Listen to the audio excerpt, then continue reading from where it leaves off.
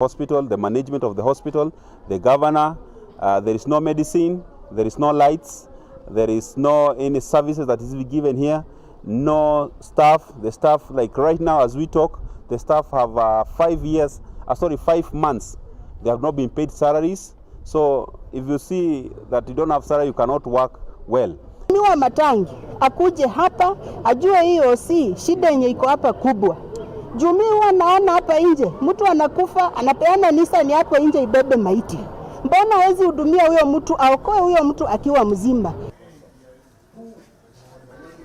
Arutwo maria matikwibota kimathomo kuma kaunti-ini ya Weru na Thaa makagunika kumania na mbia iria ciucanitwe ni University ya KCA na mbia iria magweta tekela mwisho. Vice Chancellor Professor Isaiah Kindiki na tongoretie arimu na gikundi gia ataramu ma uruguti wa basikiri kiri rugendo rwa kuthambesha ino mariuga bwatetheria arutwo gutiga kurungamia mathomo mao nontwa their last year, even the last trimester. And we really want funds where universities can be able to assist such students to actually finish. And that's why we call it the fund we are looking for, Tekera Mwiso.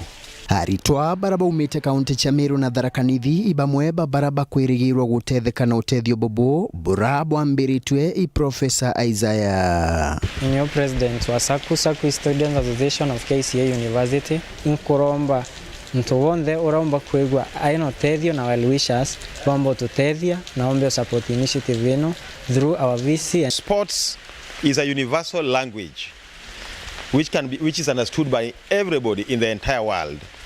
Therefore, as KCA University, we thought, in the spirit of leaving no one behind, we chose cycling as our signature event in fundraising 25 million Kenya shillings and even more to support this noble cause so that we can enhance and increase access to higher education. Ende ibakuria antoba wendi bwega bairutanirio peja na utethio bobo kenda aritwa batakiuma chukuru nontoba kwa gabichi. We appeal everyone to come on board and partner with us in this very noble cause of fundraising for scholarship for needy students. Enkiripotera Weru TV kuma gichigo bunge ya chuka egamba ng'ombe mbita wa Samuel Geshma.